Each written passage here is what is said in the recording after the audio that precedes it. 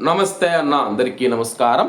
ప్రస్తుతం అమెరికా మనం చూసుకుంటే ఇరాన్కు షరతులతో కూడిన ఒక ప్రతిపాదనను అయితే ప్రతిపాదించడం జరిగింది. పాకిస్తాన్, టర్కీ దేశాలు మనం చూసుకుంటే మధ్యవర్తిత్వం వహించి ఈ యొక్క ఒప్పందాన్ని అయితే ఇరాన్ ముందు ఉంచితే ఇరాన్ బేషరతుగా తిరస్కరించడం జరిగిందనమాట.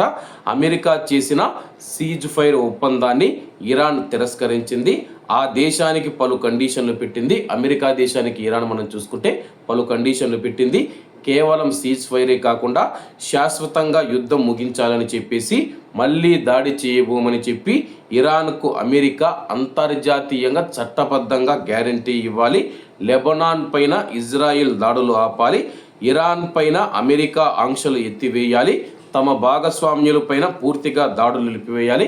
అంటే హౌతీ కానీ హిజ్బుల్లా తీవ్రవాద సంస్థలు ఏవైతే ఉన్నాయో వాటి మీద పూర్తిగా దాడులు నిలిపివేయాలని చెప్పేసి హార్మూజ్ నుంచి వెళ్ళే ప్రతి ఓడకు $2 మిలియన్ ఫీజు వసూలు చేసేందుకు తమకు అనుమతి ఇవ్వాలని చెప్పేసి ఈ షరతులు ఒప్పుకుంటే ఇప్పుడే యుద్ధాన్ని ముగించి వేస్తామని చెప్పేసి ఇరాన్ అమెరికాకు కొన్ని కండిషన్లు పెట్టింది.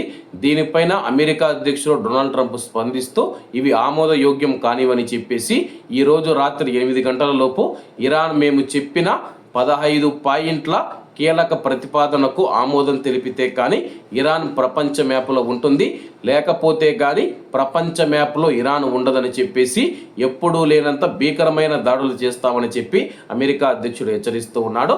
మరి ఏం జరుగుతుందో వేచి చూడాల్సి ఉంది. కాబట్టి అందరూ బాగుండాలి, అందులో మనం ఉండాలి. అందరికీ నమస్తే అన్న, జై హింద్.